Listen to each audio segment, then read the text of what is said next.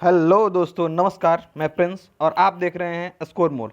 देखिए, एचईसी, भेल, एचएमटी सहित 36 कंपनियों को अब वित्त मंत्रालय में शामिल कर दिया गया है। इसका क्या इफेक्ट पड़ेगा इन कंपनियों पर और बाकी छोटी छोटी जो कंपनियां हैं उन पर क्या इफेक्ट पड़ेगा, क्या नौकरियों को जाने का खतरा मंडराने लगा है, तो इन सभी बातों पर हम चर्चा करेंगे। और क्या होगा आईटीआई अप्रेंटिस जो इन कंपनियों से किए हैं लोग, उन पर क्या बीतेगा, इसका असर, वो भी हम लोग इसमें चर्चा करेंगे। देखिए, कैबिनेट सचिवालय ने कल जो मंत्रालय का रिसफलिंग हुआ है उससे पहले ये फैसला ले लिया कि इन सारी कंपनियों को अब वित्त मंत्रालय के अंतर्गत किया जाएगा। ये देखिए, प्रभात खबर का न्यूज़ है 8/7/2021 का, ये पूरा इसने कवर किया है। इसमें से देखिए, मैंने ये न्यूज़ यहाँ से उठाया है, आपको दिख रहा होगा। एचईसी, बीएचईएल, एचएमटी समेत 36 कंपनियाँ वित्त मंत्रालय के अधीन शामिल हो गई। तो चलिए इसको थोड़ा सा हम लोग और विस्तृत तरीके से देखने वाले हैं क्या लिखा गया है। तो लिखा है कि सरकार ने अपने महत्वाकांक्षी विनिवेश कार्यक्रम को सुविधाजनक बनाने के लिए, मतलब जो बाहर से पैसा निवेश किया जाता है इंडिया में, इंडिया के बड़े बड़े इंडस्ट्री में जो विदेशी लोग पैसा लगाते हैं, उस चीज़ को सुविधाजनक बनाने के लिए सरकार ने सार्वजनिक उद्यम विभाग, जिसको हम लोग बोलते हैं department of public enterprises, DPE, को वित्त मंत्रालय के तहत कर दिया है। बुधवार को मंत्रिमंडल के विस्तार से पहले कैबिनेट सचिवालय ने इस संबंध में सूचना जारी कर दिया। इस बदलाव से लगभग 36 पीएसयू और उनकी सहायक कंपनियां, जी हाँ, 36 टोटल कंपनियों को इसमें शामिल किया गया है, वित्त मंत्रालय के अधीन किया गया है, जिसमें से कुछ पहले से ही रणनीतिक विनिवेश के अधीन हैं।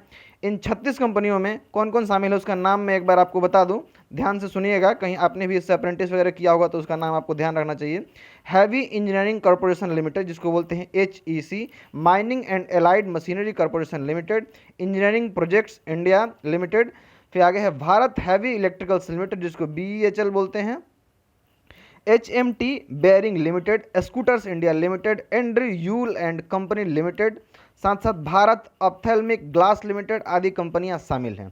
इससे पहले डीपीई यानी कि डिपार्टमेंट ऑफ पब्लिक इंटरप्राइजेज भारी उद्योग यानी हैवी इंडस्ट्री और सार्वजनिक उद्यम मंत्रालय के अधीन आता था। यह सार्वजनिक उपक्रमों के प्रदर्शन यानी कि क्या इसके रेप्लिकेशंस हैं वगैरह वगैरह, लाभांश, इससे कितने लाभ हो रहे हैं, पूंजीगत व्यय के प्रदर्शन, शेयरों के बायबैक की संभावना और कर्मचारियों के वेतन पैकेज आदि की निगरानी करता था। इसके पहले डीपीई ये सारे काम करता था जो मैंने अभी बताया, क्या क्या, सार्वजनिक उपक्रमों के प्रदर्शन को देखता था, यानी कि ये किस तरह से परफॉर्म कर रहे हैं, इससे लाभ कितना हो रहा है, पूंजीगत व्यय क्या है, शेयर बाजार में इनका क्या मतलब रोल है, ये सारी चीज़ों को डीपीई पहले देखता था। अब भारी उद्योग और सार्वजनिक उद्यम मंत्रालय का नाम बदलकर भारी उद्योग मंत्रालय कर दिया गया। इन दोनों को मिलाकर भारी उद्योग मंत्रालय कर दिया। साथ साथ ये 36 कंपनियों को टोटल उठा के वित्त मंत्रालय के अंतर्गत कर दिया गया। आगे देखिए और क्या लिखा हुआ है। वित्त मंत्रालय के अधीन अब होंगे 6 विभाग। देखिए, वित्त मंत्रालय इस परिवर्तन के साथ ही वित्त मंत्रालय के अधीन अब 5 की जगह 6 विभाग होंगे। अच्छा, 5 विभाग कौन कौन है वो भी मैं आपको बताऊंगा अभी अभी। इस समय वित्त मंत्रालय में 5 विभाग हैं। कौन कौन से विभाग हैं?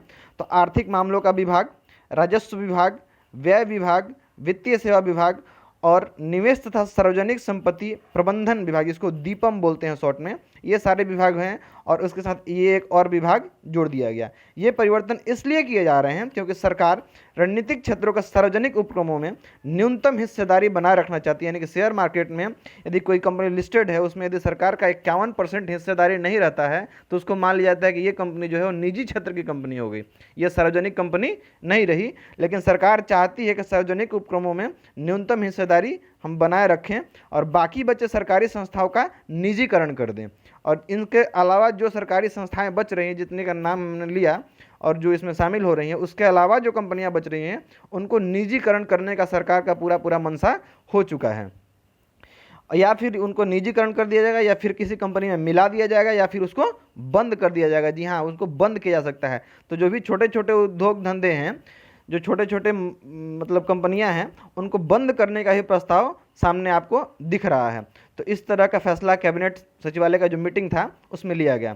यदि आप लोग इस फैसले से खुश हैं तो आप हमें कमेंट करके ज़रूर बताएंगे। और आपको जो परेशानी होने वाली है उसके बारे में मैं एक बार चर्चा कर दूं। तो आपको पता होना चाहिए कि जैसे ही छोटी छोटी कंपनियां बंद होगी तो उनसे जो लोग अप्रेंटिस वगैरह कर रहे थे उनको काफ़ी प्रॉब्लम आने वाली है। तो इसलिए आप लोग जितने भी लोग अप्रेंटिस एकता से जुड़े हुए हैं, इन लोगों को एक बार खड़े होकर आवाज़ उठाना चाहिए। ये आईटीआई और अप्रेंटिस एकता जिंदाबाद का जो नारा है, इसको अच्छी तरह से बुलंद करना चाहिए ताकि जो आपको भविष्य में दिक्कत होने वाला हो ये ना हो। क्योंकि मैं इसलिए ये कह रहा हूँ कि आगे जब ये कंपनियां बंद हो जाएंगी फिर आपका जो भविष्य होगा वो अधर में लटक जाएगा। आप यदि एग्ज़ाम देने वाले होंगे वो भी नहीं हो पाएगा, आपके सर्टिफिकेट्स नहीं आएंगे, आपको दूसरी कोई कंपनी उस समय से मतलब आधा यदि ट्रेनिंग हुआ हो तो उस समय से रखेगी नहीं, आपका पूरी तरह से कैरियर जो होगा ना वो बर्बादी के कगार पे आ जाएगा। इसलिए मैं अभी से कहता हूँ कि आप लोग इसके लिए आवाज़ उठाइए कि सरकार ऐसे कदम को ना उठाए। बाकी आप लोग यदि वीडियो पसंद आया होगा तो इसे अपने दोस्तों के पास शेयर करना, लाइक करना, सब्सक्राइब करना। धन्यवाद।